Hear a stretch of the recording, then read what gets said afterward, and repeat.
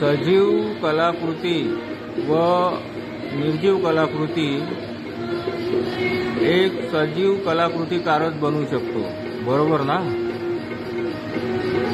मग ज्यांनी सजीव मानव कलाकृती बनवली तो भगवंत निर्जीव अशा कलाकृती जसे दगड, मातीची मूर्ती याच्यात असेल वसेल का? जमलंच तर कमेंट्स मध्ये कळवा. आवडल्यास लाईक करा, शेअर करा. बाबाचे शब्द बोल, अज्ञानता मत बढाओ, मानवता को जगाओ. नमस्कार जी सर्वांना.